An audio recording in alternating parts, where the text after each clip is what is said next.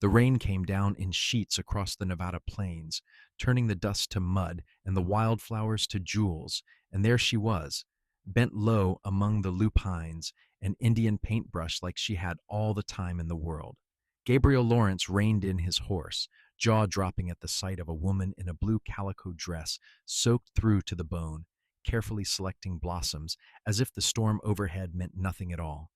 He dismounted without thinking, his boots squelching in the wet earth, and removed his weathered hat as he approached, holding it over her head while rain pounded his own shoulders and dripped down his collar. "Miss, you are going to catch your death out here," he said, his voice rougher than he intended. She looked up at him with eyes the color of winter sage, rain streaming down her face, and smiled, actually smiled. "I have been waiting months for rain like this. These flowers will not bloom again until next spring." Gabriel stared at her, wondering if the woman had lost her senses entirely. They were 15 miles from Humboldt, Nevada, the nearest town, and the sky looked ready to split open with lightning any minute. But something in her expression stopped him from arguing. Instead, he stood there like a fool, arm extended, holding his hat over her head while she finished gathering her flowers with delicate precision. "At least let me keep you a bit drier," he muttered. "That is very kind of you." She plucked another stem, tucking it carefully into the basket beside her. "I am nearly finished." Nearly finished turned out to be another 10 minutes. Gabriel watched her work, fascinated despite himself by the concentration on her face, the gentleness of her fingers as she selected each bloom. She knew what she was doing. That much was clear. Not just grabbing handfuls, but choosing specific plants, murmuring to herself about colors and leaf patterns. When she finally stood, basket in hand, she was several inches shorter than him, and he realized she was younger than he had first thought. Maybe 22 or 23. Her dark hair hung in wet ropes down her back, and her dress clung to her frame in a way that made him look quickly away. "Thank you for your patience," she said. "I am Nora Garrett." "Gabriel Lawrence." He settled his soaked hat back on his head. "Miss Garrett, where exactly are you staying?" "Because there is nothing but open range for miles." "The old Henderson place, about 3 miles east."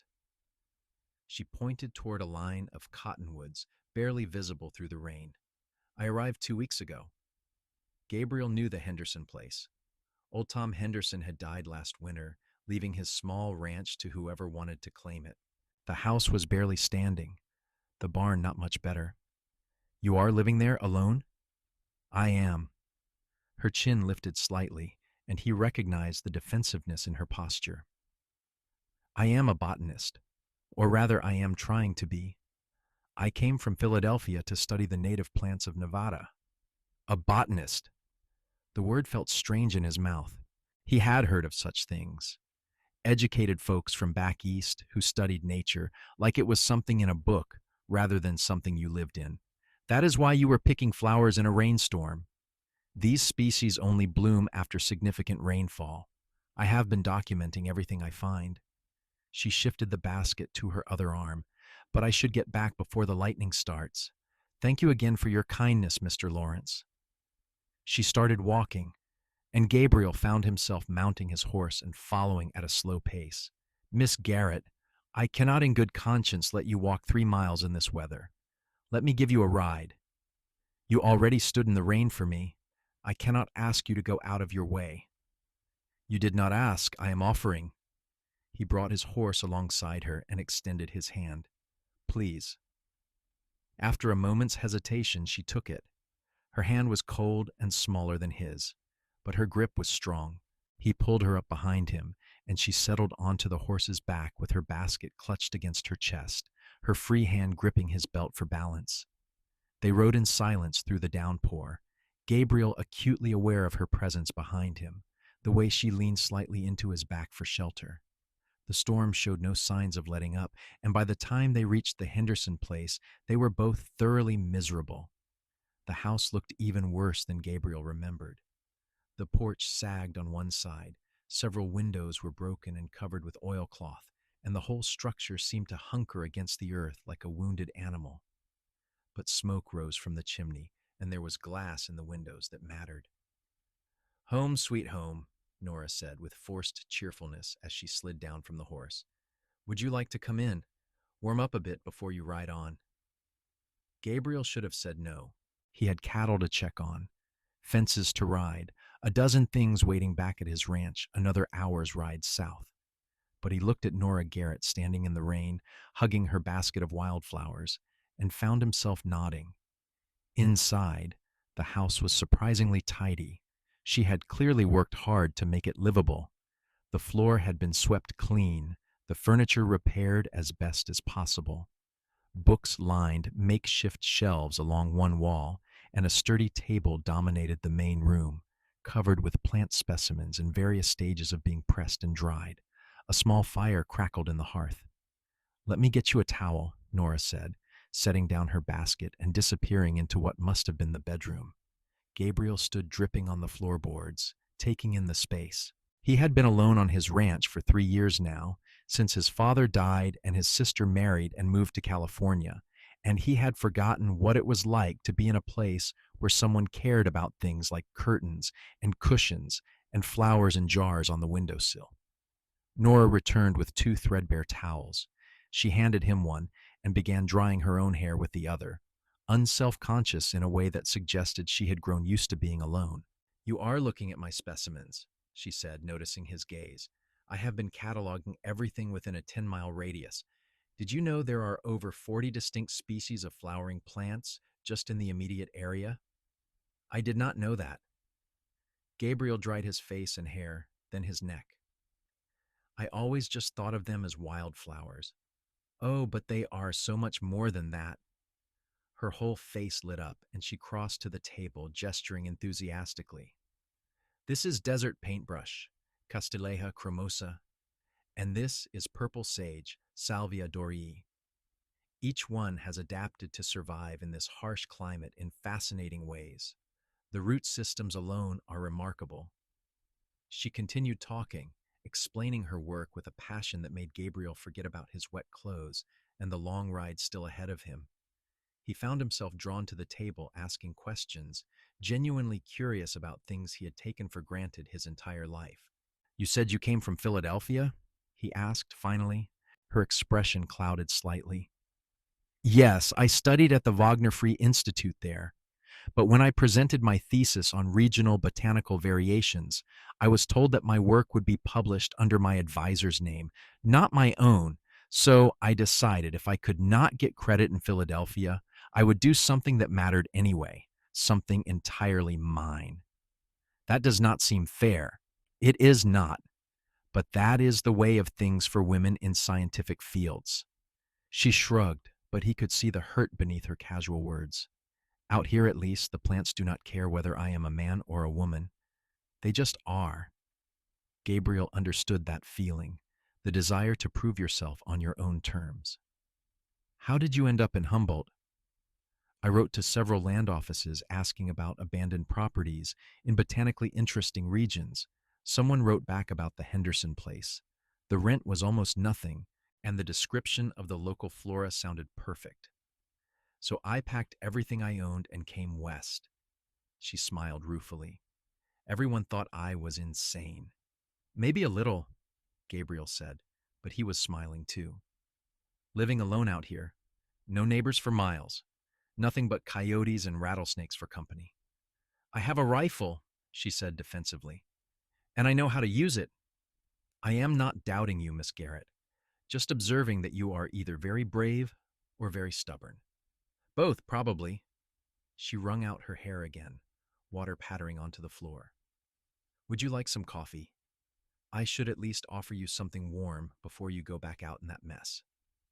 The storm was still raging outside, and Gabriel's clothes were beginning to dry by the fire. Coffee would be good.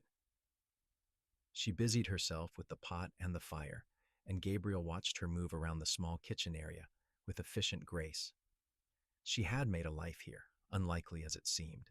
There were jars of preserves on a shelf, a cured ham hanging from a hook, flour and beans, and coffee in proper tins. She had come prepared. Do you get into town often? He asked.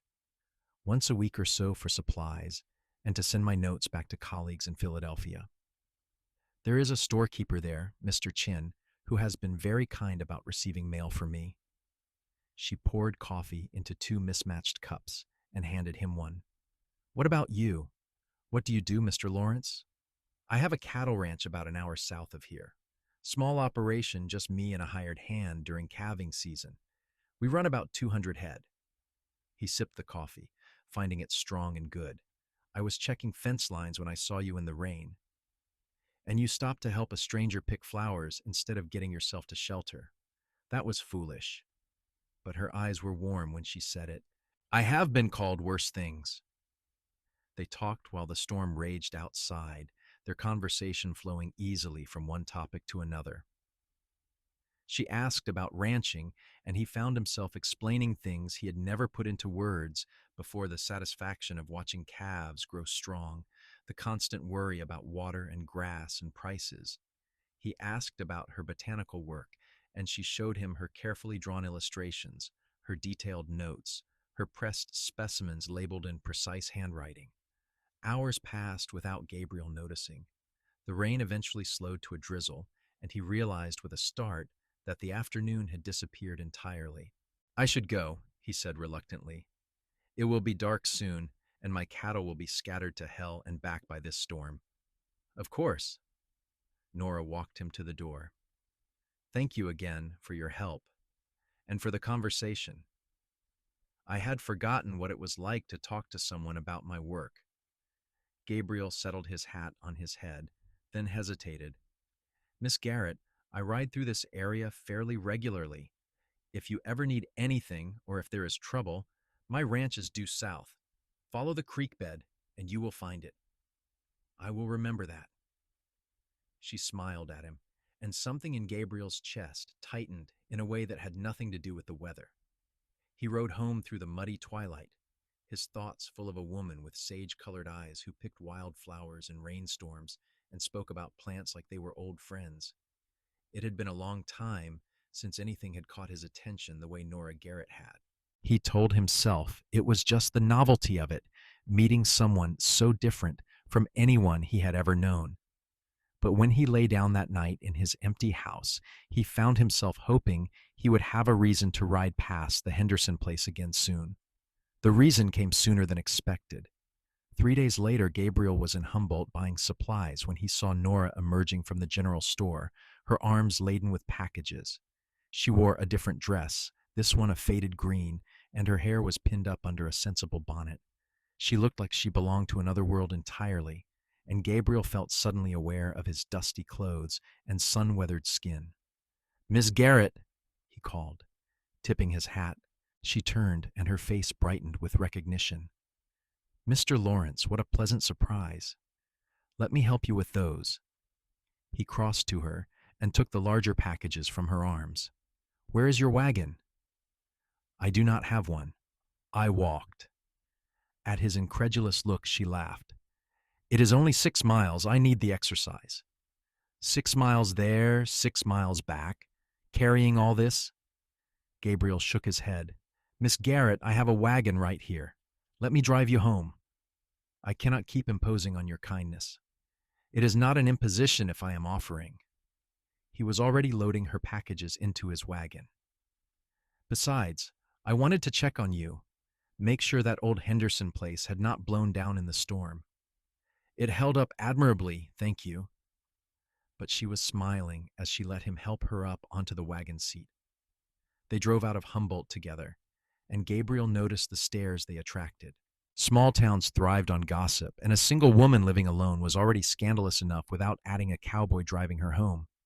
But Nora seemed oblivious to the attention, chattering about the supplies she had bought and the letters she had received from Philadelphia. One of my former classmates wrote that there is going to be a botanical expedition to South America next year, she said. Of course, they would never allow a woman to join, but it is exciting to think about all that undiscovered plant life. Maybe you could organize your own expedition someday, Gabriel suggested. Maybe. But her tone suggested she knew how unlikely that was. When they reached the Henderson place, Gabriel helped her carry everything inside. The house looked even more lived in than before, with more books unpacked and new specimens on the table. She had also acquired a skinny orange cat that watched Gabriel with suspicious yellow eyes from its perch on the windowsill. "That is Marigold," Nora said, following his gaze. "She wandered up a few days ago, and I did not have the heart to send her away. She looks like a good mouser. She has already caught 3. I consider her worth her weight in gold, or at least in table scraps." Nora began unpacking her supplies, putting things away in their proper places. "Would you like to stay for supper? It is the least I can do after you drove me all this way." Gabriel knew he should decline. He had work waiting, and spending more time with Nora Garrett was only going to make him think about her more than he already did, but he found himself nodding anyway. "I would like that." She made a simple meal of fried ham and potatoes with biscuits, and they ate at the table surrounded by her botanical specimens. The food was good, and the company was better. Nora told him about growing up in Philadelphia, the daughter of a doctor who had died when she was 15, leaving her to be raised by an aunt who believed a woman's only purpose was to marry well. "I tried," Nora said, pouring them both more coffee. "I really did try to be what she wanted. I went to the proper parties, smiled at the proper men, but I could not stop reading, could not stop learning. When I was 18, I used my small inheritance to enroll at the Institute. My aunt was furious. She said I was throwing away my future." "Maybe you were throwing away her future for you," Gabriel said. "That is different from throwing away your own." Nora looked at him with surprise and something else, something warmer. "Yes, exactly that." Gabriel talked too, more than he usually did. He told her about growing up on the ranch, about his father's slow decline after Gabriel's mother died in childbirth, about his sister Emma who had married a teacher and moved to San Francisco. "She writes every few months," he said, "always asking when I am going to settle down, find a wife, give her nieces and nephews to spoil, as if women are just growing on trees out here." "There must be women in Humboldt," Nora said. "A few. Most are already married, or they are looking for someone more prosperous than a cowboy with a small herd and a lot of debt." He shrugged. "I am not complaining. I like my life well enough." But even as he said it, Gabriel realized it was not entirely true anymore. His life had seemed fine until he met a woman who talked about plants like they mattered and picked wildflowers in rainstorms. Now his empty house felt lonelier than it had before. He stayed later than he intended, helping Nora repair a section of her porch that had rotted through. By the time he left, the stars were out and the air had cooled, carrying the sweet scent of wet sage. "Thank you for everything," Nora said from the doorway, marigold twining around her ankles. "You have been very kind." "It was my pleasure, Miss Garrett." Gabriel mounted his horse, then hesitated. "I was thinking, if you ever wanted to explore further out, see some of the high country where different plants grow, I could take you. I know these ranges pretty well." Her face lit up. "Really? That would be wonderful. I have been limited by how far I can walk in a day, and I know there must be fascinating species at higher elevations." "Next week, then?" "I could come by on Saturday morning if the weather holds." "Saturday would be perfect." Gabriel rode home with a lightness in his chest that had nothing to do with the cool night air. He was already planning the route they would take, thinking about the places he could show her. It was foolish getting involved with a woman who would probably leave Nevada the moment her research was done, but he could not seem to help himself. Saturday dawned, clear and bright. Gabriel was at the Henderson place by mid-morning, leading a gentle mare as well as his own horse. Nora came out wearing a split riding skirt that would have scandalized half of Humboldt, her collection basket strapped to her back and excitement shining in her eyes. "I have never ridden in mountains before," she admitted as he helped her mount. "I hope I do not slow you down too much." "We will go at whatever pace suits you." Gabriel swung up onto his own horse. "There is no hurry." They rode east into the Ruby Mountains, following trails that Gabriel had known since boyhood. The day was perfect, warm but not hot, with a breeze that carried the scent of pine and wildflowers. Gabriel showed Nora places where columbines grew in profusion, where wild roses climbed over ancient rocks, where tiny alpine flowers clung to life in seemingly impossible places. Nora was in heaven. She dismounted a dozen times to examine plants more closely, sketching quickly in a notebook, carefully collecting samples. Gabriel found himself watching her as much as he watched the trail, fascinated by her complete absorption in her work. They stopped for lunch beside a creek that ran cold and clear from the snowmelt still lingering in the high peaks. Nora sat on a boulder with her boots off, dangling her feet in the water while she ate the sandwiches she had packed. "This is incredible," she said, gesturing at the landscape around them. "I have found at least a dozen species I have never seen before, and that blue penstemon growing on the north-facing slope, I think it might be a variant that has not been documented yet." "You could name it after yourself," Gabriel suggested. "Maybe. Or maybe after this place. Penstemon Humboldt. That has a nice ring to it." She turned to him, her expression serious. "Thank you for bringing me here. I know you have your own work to do." "This is better than most things I would be doing." Gabriel leaned back against a rock, his own boots off, letting the sun warm his face. "Besides, I am learning things. I never knew there was so much to see. Most people do not. They look at a hillside full of flowers and see just that, flowers.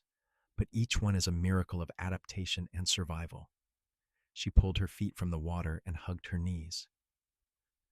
"My father used to say that the natural world was the greatest teacher we have, if we would only pay attention." He sounds like he was a wise man.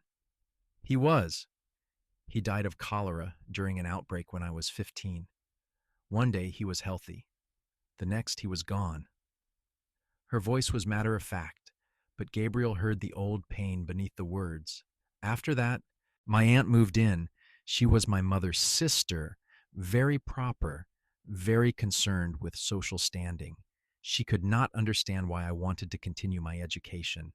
Women were supposed to learn needlework and piano, not science." "But you did it anyway." "I did. I worked as a typist to pay for my classes, lived in a boarding house with other working girls.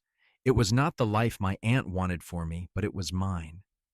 She looked at him, and there was something vulnerable in her expression. "Does that seem selfish to you? Choosing what I wanted over what my family expected?" "No," Gabriel said firmly. "It seems brave. You only get one life, Miss Garrett.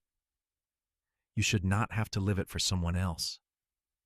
She smiled, and Gabriel felt that tightness in his chest again, stronger this time.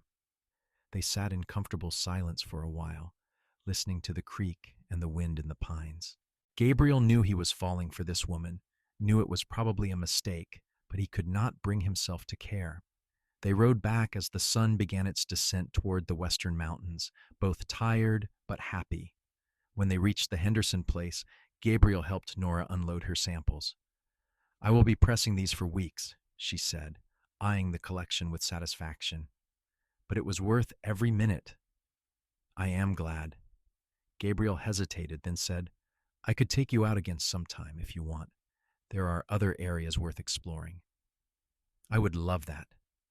She stepped closer to him, and Gabriel caught the scent of sage and sunshine in her hair.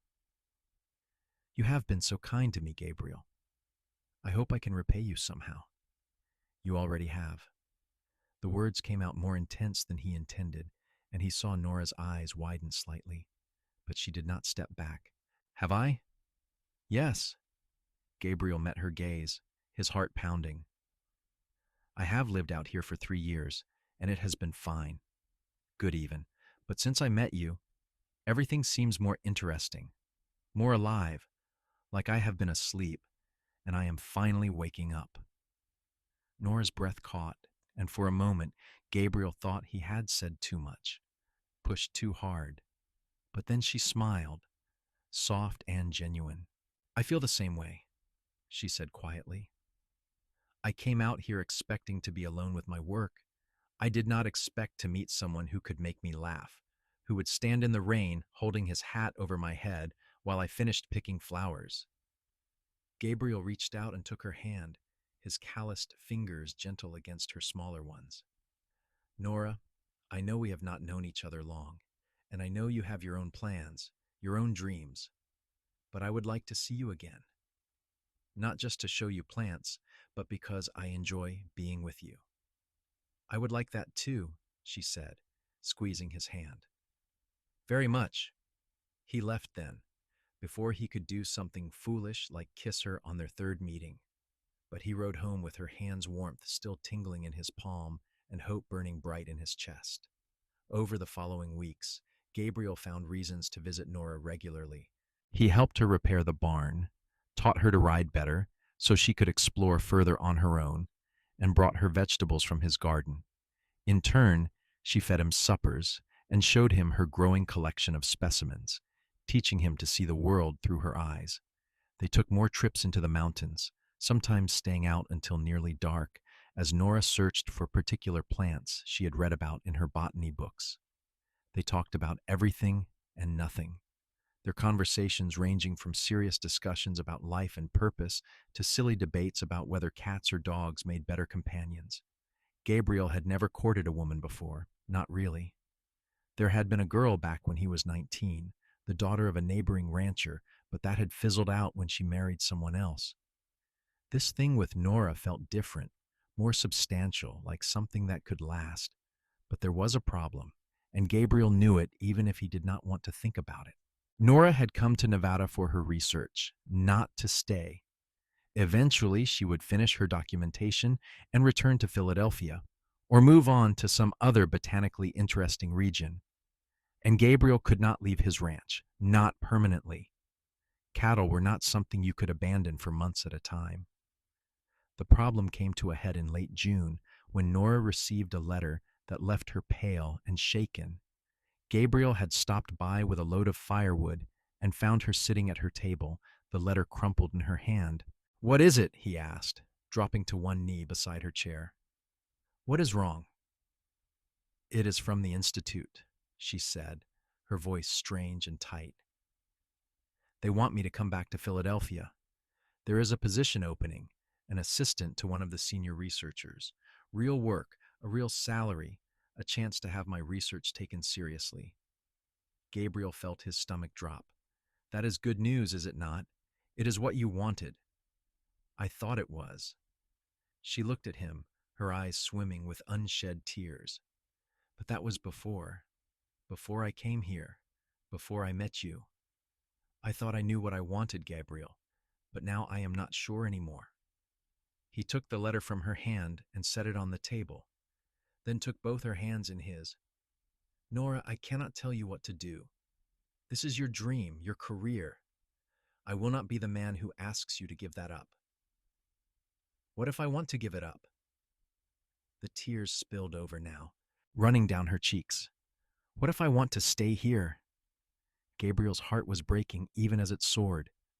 "You would regret it eventually. You would wonder what you gave up, what you could have accomplished, and you would resent me for it." "No, I would not.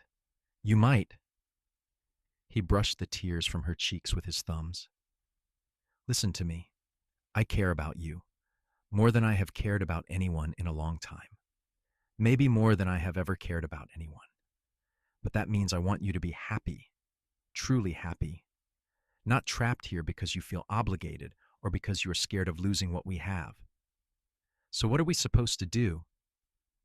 Nora's voice was small, lost. "Just pretend these past weeks did not happen?" "No, never that."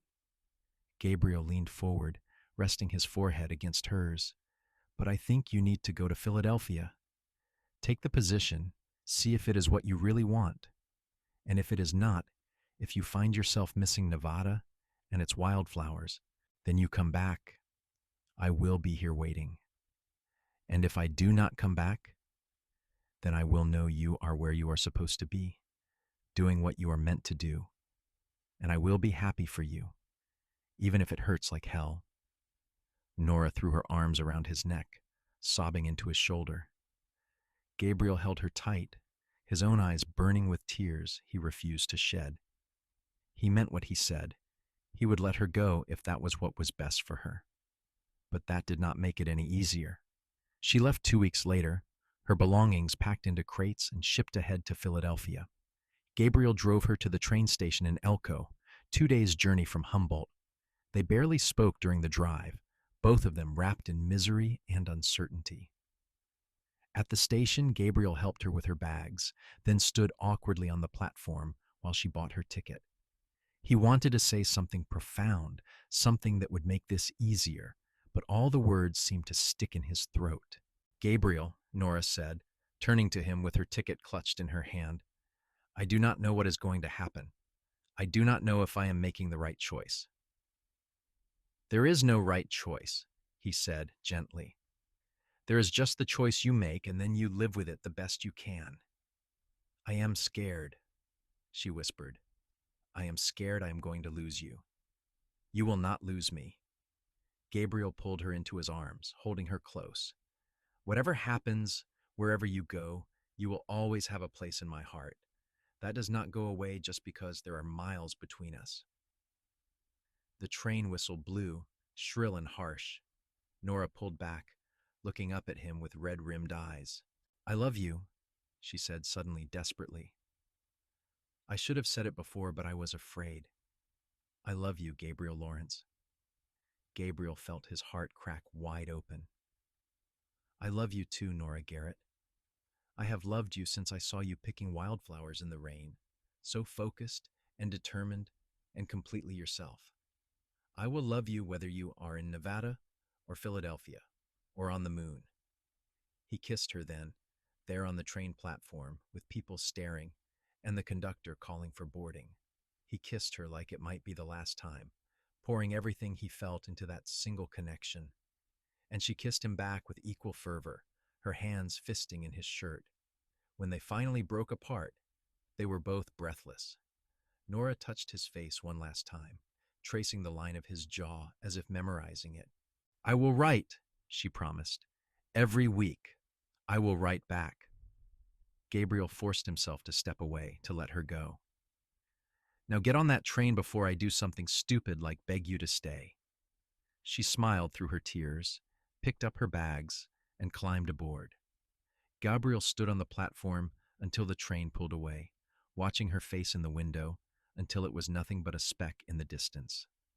Then he stood there a while longer, feeling emptier than he had ever felt in his life. The ride back to Humboldt was long and lonely. Gabriel threw himself into work, writing fence lines until his body ached, fixing things that did not really need fixing, anything to keep his mind occupied. His hired hand, a grizzled old cowboy named Pete, took one look at him and wisely said nothing. Nora's first letter arrived 3 weeks later, forwarded from Humboldt to the ranch. Gabriel tore it open with shaking hands and read it 3 times through. She had arrived safely in Philadelphia. The position at the Institute was everything they had promised, working with one of the foremost botanists in the country. She had her own desk, access to one of the best botanical libraries in the world, and colleagues who treated her with respect. It was, she wrote, exactly what she had dreamed of for years. But then she wrote about how strange the city felt after months in Nevada, how the crowds and the noise and the endless buildings made her feel claustrophobic. She missed the open spaces, the clear air, the way the mountains looked at sunset. She missed him. Gabriel wrote back immediately, his letter full of news about the ranch and Humboldt and all the small details of his days that he thought might make her smile. He told her about Marigold, who had apparently decided the Henderson place was now her territory and defended it fiercely against coyotes. He told her about a new calf, born with a white heart-shaped patch on its forehead. He told her he missed her too, more than words could say. They fell into a rhythm of letters, exchanging news and thoughts and feelings across the miles. Nora wrote about her work, the discoveries she was making, the papers she was contributing to. Gabriel wrote about the ranch, the changing seasons, the way Nevada looked, without her in it. Summer turned to fall and fall to winter. Gabriel went through the motions of his life, but everything felt muted, like he was living in shades of gray. He went to town for supplies, and heard the gossip about the strange Eastern woman who had lived alone at the Henderson place. He rode past her old house and saw that someone had started fixing it up, planning to turn it into a line shack for range riders. Her presence was being erased, bit by bit, until soon no one would remember she had been there at all. Except Gabriel. He would remember. December brought snow and bitter cold. Gabriel was in his barn, tending to a horse with a stone bruise, when he heard the sound of a wagon approaching. He looked up, expecting Pete or maybe someone from town with news, and felt his heart stop. Nora climbed down from the wagon seat, wrapped in a heavy cloak with snow dusting her bonnet. She looked thinner than he remembered, her face pale from months indoors, but her eyes were bright and determined as she marched across his yard. "Gabriel Lawrence," she called out, "I have something to say to you." Gabriel dropped the horse's hoof and walked out of the barn, afraid to believe what he was seeing. "Nora, what are you doing here?"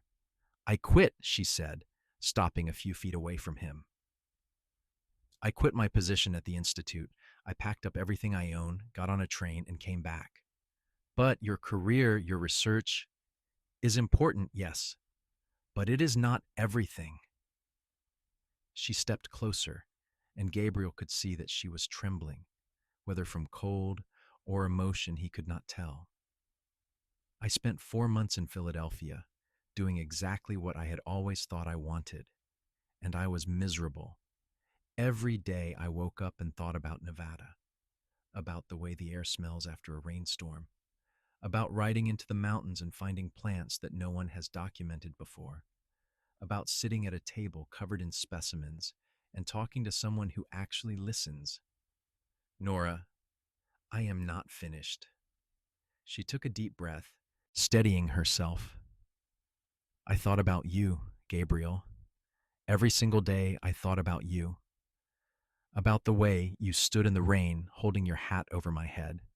About how you listened to me talk about plants, like it was the most interesting thing in the world.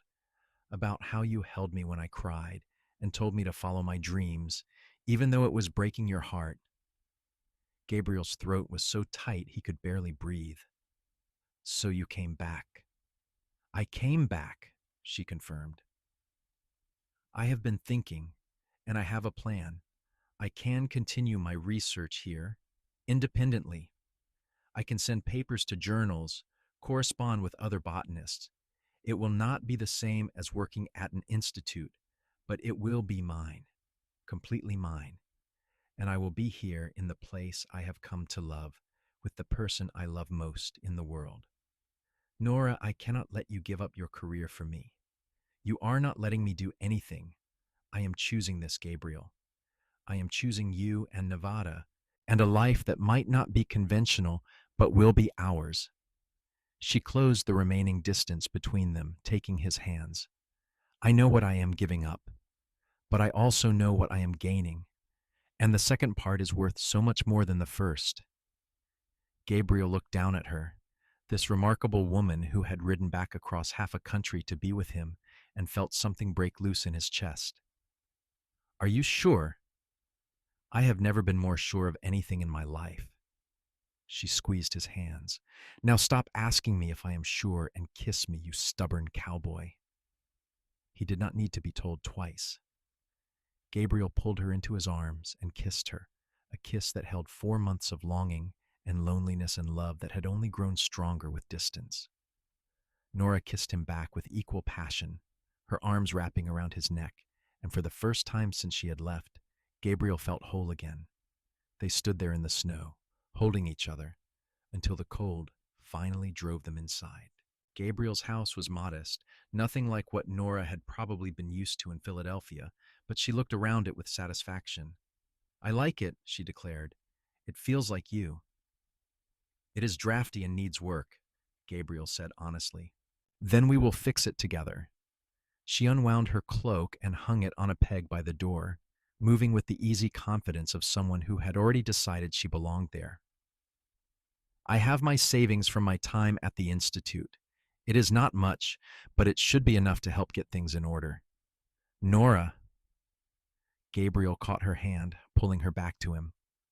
I need to know this is really what you want, not just now, in the excitement of seeing each other again, but tomorrow and next month and next year. Because if you stay, I am going to marry you. I am going to build a life with you. And I need to know you are not going to wake up one day and regret it. She cupped his face in her hands, her gaze steady and sure. I will not regret it. Philadelphia taught me something important, Gabrielle. It taught me that success without happiness is just another kind of failure. I was successful there, but I was not happy. Here with you, I can have both. Then marry me, Gabriel said. Right now, today. As soon as we can find someone to do it, I have waited long enough. Nora laughed, the sound bright and joyful. Yes, absolutely yes. They were married 3 days later by a circuit judge passing through Humboldt. Pete served as witness, along with the storekeeper, Mr. Chen, and his wife.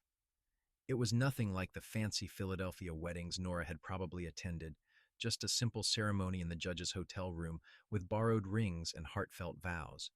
But when Gabriel slipped the ring onto Nora's finger and kissed her as his wife, he knew it was exactly right.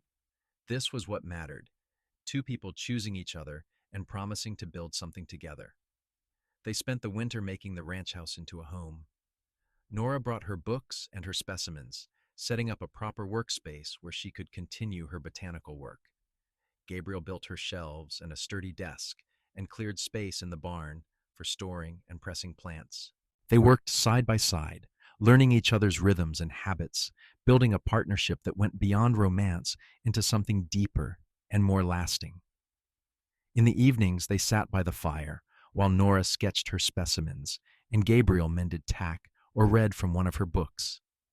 They talked about their plans for the future, about expanding the ranch, about the botanical guide to Nevada plants that Nora wanted to write, about maybe building a bigger house someday if children came along. "Do you want children?" Gabriel asked one night, the question surprising even himself.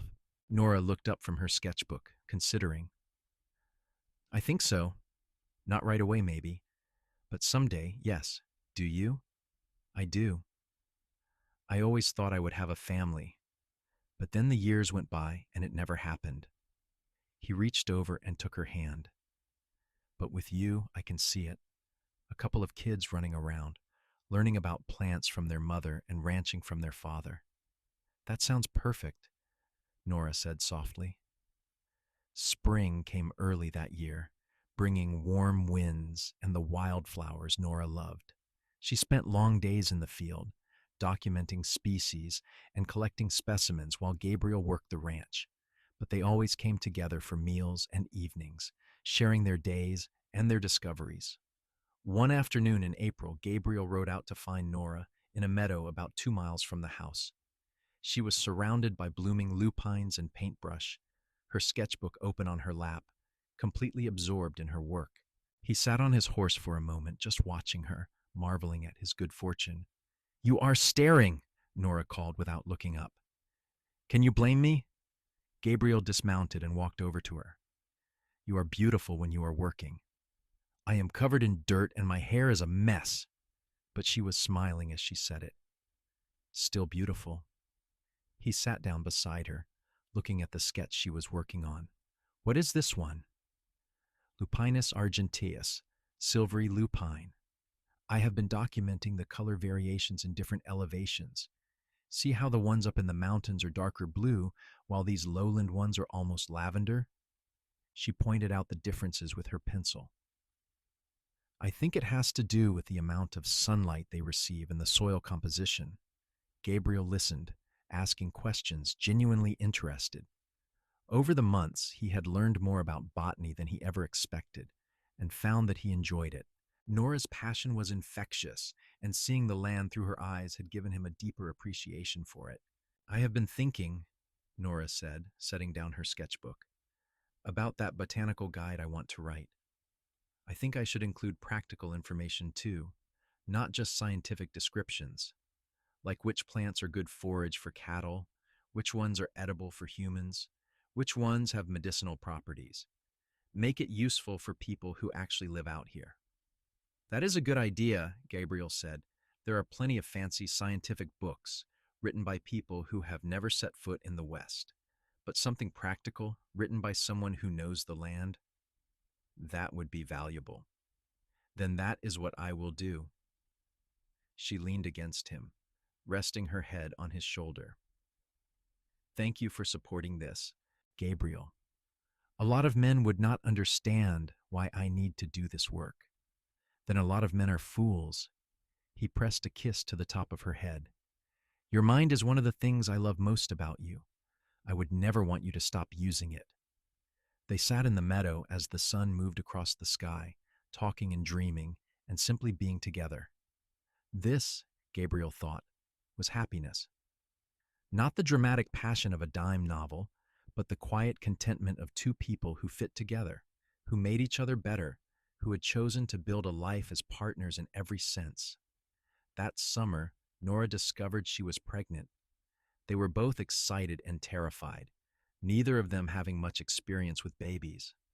The nearest doctor was in Elko, 2 days away, which made Nora nervous. But Mr. Chen's wife had delivered 7 children of her own and agreed to serve as midwife, which put them both more at ease. Gabriel became even more protective than usual, trying to keep Nora from lifting anything heavy or riding too far from the house.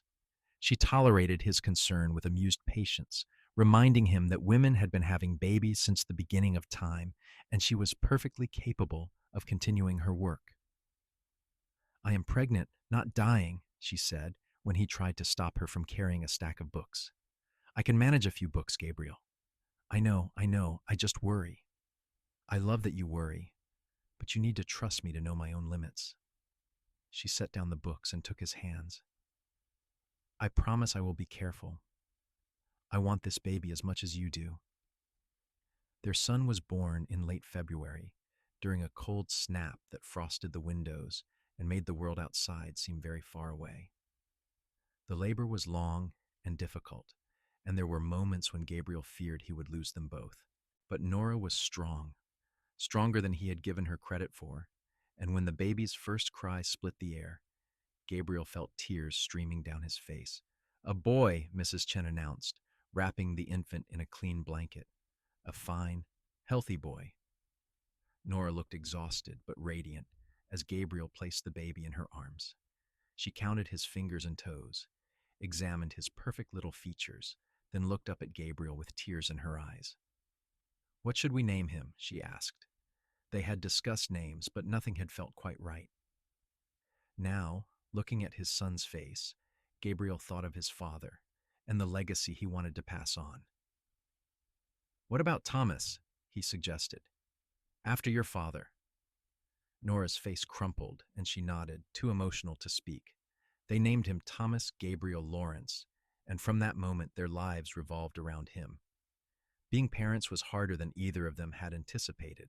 Thomas was colicky and fussy, crying for hours at night and leaving them both exhausted. But he was also perfect, a miracle they had made together, and even in the hardest moments, Gabriel felt grateful beyond measure. Nora proved to be a wonderful mother, balancing her research work with caring for Thomas with the same determination she brought to everything. She wore the baby in a sling while she pressed plants, sang to him while she sketched, and somehow managed to keep producing pages for her botanical guide even while getting almost no sleep. As Thomas grew, Gabriel taught him about the ranch, carrying him around while checking on cattle and explaining everything in a constant stream of chatter. Nora taught him about plants, showing him wildflowers and letting him touch different textures, convinced that it was never too early to start learning. He is 6 months old, Gabriel said with amusement, watching Nora hold a sage leaf under Thomas's nose. I do not think he is going to remember this. You never know, Nora replied. Children absorb more than we realize. 2 years after Thomas was born, Nora became pregnant again. This time she was less nervous, more confident in her body's ability to do this. Their daughter arrived in the spring, a quick and relatively easy birth that left Nora smiling and proud. A girl, Gabriel said, holding his daughter for the first time and feeling his heart expand in ways he had not known were possible. We made a girl, Nora. What should we name her? Nora asked, watching her husband cradle their daughter with infinite gentleness. I think we should name her Rose, Gabriel said. After all those wildflowers you were picking the day we met. Seems fitting. Rose Lawrence, Nora smiled. I love it. Rose Marigold Lawrence, after the flowers and the cat who adopted me. Thomas, now 2 years old, was fascinated by his baby sister. He wanted to touch her constantly, to hold her, to show her his toys. Gabriel and Nora taught him to be gentle, and Thomas became Rose's devoted protector. The years passed in a blur of work and family and love. Nora finished her botanical guide and found a publisher in San Francisco willing to print it. A practical guide to the flora of Nevada by Nora Garrett Lawrence became surprisingly popular, especially among settlers and ranchers who needed reliable information about the plants around them. The success of the book brought in extra money, which they used to expand the ranch and improve the house. Gabriel built Nora a proper laboratory space, a small building where she could work without being disturbed. She spent her mornings there, still documenting plants and corresponding with botanists around the country, while her afternoons were devoted to the children and the ranch. Gabriel's cattle operation grew steadily until he was running 500 head and had to hire 2 full-time ranch hands to help manage them. He was proud of what he had built, but prouder still of the family he had created with Nora. When Thomas was 8 and Rose was 6, they had another child, a boy they named William. He came as a surprise, but a welcome one, and completed their family in a way that felt just right.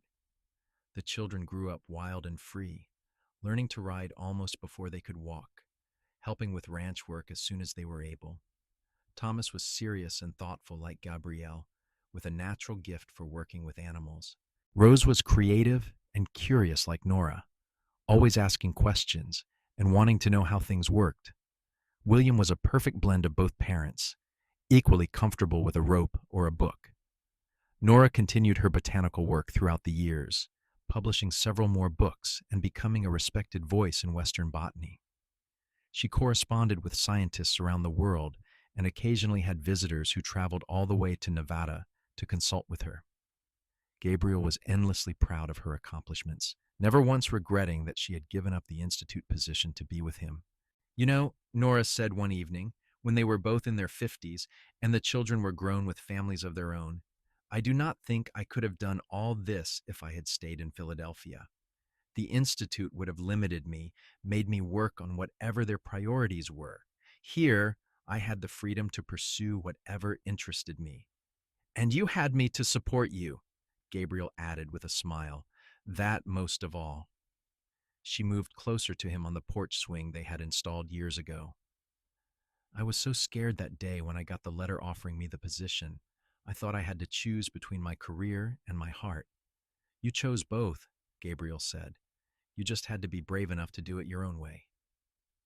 They sat together in comfortable silence, watching the sun set over the mountains that had witnessed their entire life together.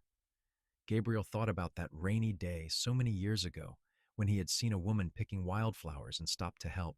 Such a small moment, such an ordinary act of kindness, but it had changed everything. Do you ever regret it? He asked quietly.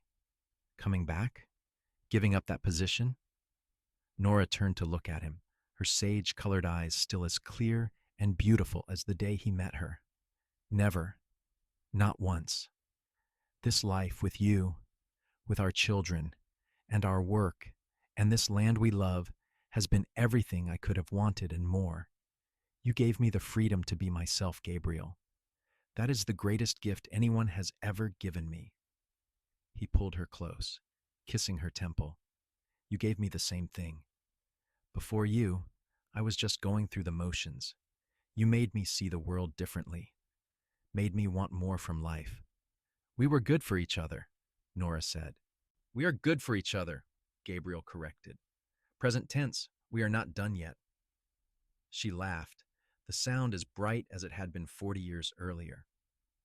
No, we are not done yet. They continued working the ranch together for another decade, gradually turning over more responsibilities to Thomas, who had taken over the day-to-day operations. Rose had become a botanist herself, following in her mother's footsteps but focusing on medical applications of native plants. William had become a teacher, opening a small school in Humboldt where he taught reading, writing, and natural sciences to ranch children who otherwise would have had no education. Gabriel and Nora were proud of all of them, proud of the adults they had become and the lives they were building. But they were proudest of the fact that all three had stayed in Nevada, choosing this land and this life just as their parents had. When Gabriel was 67, he had a stroke that left him partially paralyzed on his left side. It was a hard blow for a man who had been active and independent his entire life. But Nora nursed him with the same devotion she had brought to everything else, helping him relearn how to walk, how to use his left hand, refusing to let him give up. "We have come too far together for you to quit now," she told him firmly when he got discouraged. "I stood in the rain picking flowers while you held your hat over my head. The least you can do is keep fighting." He did keep fighting, motivated by her determination and his own stubborn refusal to let his body dictate his life. He never fully recovered, but he regained enough function to get around with a cane and to still help with light work around the ranch. Nora's health remained good until her mid-70s, when her eyesight began to fail. It was devastating for someone whose life had been built on careful observation, and Gabriel watched helplessly as she struggled to accept this limitation. But she adapted, learning to identify plants by touch and smell when she could no longer see them clearly. She dictated notes to Rose, who wrote them down, and continued corresponding with other botanists even as the words on the page became impossible for her to read. They were both in their 80s when Nora fell ill with pneumonia one harsh winter. Gabriel stayed by her bedside, holding her hand, remembering all the years they had shared. The doctor came from Elko, but there was little he could do except make her comfortable. "Gabriel," she whispered one night when they were alone, her voice weak but clear. "I need to tell you something." "Save your strength," he said, but she shook her head. "No, I need to say this." She squeezed his hand with what little strength she had. "That day in the rain, when you stopped to hold your hat over my head, you changed my life. You showed me that kindness matters, that small gestures can mean everything. You taught me that love is not about grand declarations. It is about showing up every day and choosing each other over and over again." "You taught me the same things," Gabriel said, his voice breaking. "You taught me to see beauty in things I had taken for granted, to value curiosity and learning, to never stop growing. You made my life richer in every possible way." "We had a good life, did we not?" she asked. "The best life." Gabriel brought her hand to his lips, kissing it gently. "I would not change a single moment." She smiled, and for a moment he could see the young woman who had stood in the rain with wildflowers in her basket, so determined and fierce and alive. "Neither would I," she whispered. Nora died peacefully 3 days later, surrounded by her husband and children and grandchildren. They buried her on a hill overlooking the ranch, in a spot where wildflowers grew thick every spring. Gabriel had a simple stone carved with her name and the years of her life, and underneath, she saw the beauty in everything. Gabriel lived for 2 more years after Nora's death, years that felt both too long and too short. He missed her with an ache that never fully went away, but he found comfort in being surrounded by the life they had built together. Thomas ran the ranch with the same care Gabriel had always used. Rose continued her mother's botanical work, discovering new medicinal uses for native plants. William expanded the school, adding a library filled with Nora's books and specimens. On his 85th birthday, Gabriel asked Thomas to take him up to Nora's grave. It was a warm spring day, and the hillside was covered with the wildflowers she had loved so much. Gabriel sat on the bench Thomas had built there, looking out over the land that had been his entire world. "Thank you, son," he said. "I would like to sit here for a while." Thomas hesitated, not wanting to leave his father alone, but Gabriel waved him away. "I am fine. Just give me an hour with your mother." When he was alone, Gabriel closed his eyes and let the sun warm his face. He could almost feel Nora beside him, could almost hear her voice pointing out the different species, explaining their adaptations and survival strategies. He thought about their life together, all the moments big and small that had made up their marriage. The way she laughed when he said something silly, the way she bit her lip when she was concentrating, the way she always found his hand in the dark, reaching for him even in sleep. I kept my promise, he said aloud, speaking to her as if she could hear him. I waited for you, and when you came back, I loved you every day for the rest of your life. I hope that was enough. The wind picked up, rustling through the wildflowers, and Gabriel smiled. He knew she would say it was more than enough, that they had given each other everything that mattered, and she would be right. Gabriel died peacefully in his sleep a week later, slipping away as gently as a sunset. They buried him next to Nora, and the whole town of Humboldt turned out for the funeral. Old-timers told stories about the stern but fair rancher and his remarkable wife, the botanist who had documented more Nevada flora than anyone before or since. Young people listened and learned about a love that had lasted half a century, built on mutual respect and shared dreams and a moment of kindness on a rainy day. Thomas stood at his parents' graves after everyone else had left, his own children and grandchildren around him. He thought about the story his mother had told him many times over the years about how she had been picking wildflowers in the rain when a cowboy stopped to hold his hat over her head. Such a simple gesture, but it had led to all of this: a thriving ranch, 3 children, a dozen grandchildren, countless great-grandchildren, a legacy of love and work and dedication to the land. They had a good life, his daughter said softly, taking his hand. They did, Thomas agreed. The best kind of life, one they built together, one day at a time. The wildflowers nodded in the breeze, lupines and paintbrush and sage, all the plants Nora had loved and studied. And if you looked closely, you could see new species growing there, hybrids and variants that had not existed before, proof that even in death, Nora's influence continued. The land she had devoted her life to understanding had taken her back, making her part of its ongoing story. Years passed, and the ranch stayed in the family, passed down through generations. The small laboratory building became a museum, filled with Nora's original specimens and her published works. Her botanical guides were still used by botanists and ranchers throughout Nevada and beyond. The school William had founded grew into a full academy, teaching hundreds of children and always including natural sciences in the curriculum, honoring Nora's belief that understanding the world around you was essential knowledge. But more than any physical legacy, Gabriel and Nora left behind a story of love that inspired everyone who heard it. Young couples in Humboldt would hike up to the gravesite, standing among the wildflowers and promising to build the same kind of partnership their marriage had exemplified. Parents told their children about the importance of kindness and choosing each other every day. Scientists spoke of Nora as a pioneer who had proved that women could make significant contributions to botany and that important work could happen anywhere, not just in prestigious institutions. And sometimes, on rainy spring days, people claimed they could see a figure on the hillside, a woman in a faded dress picking wildflowers, and beside her a tall cowboy holding his hat over her head. Just a trick of the light, probably, or wishful thinking.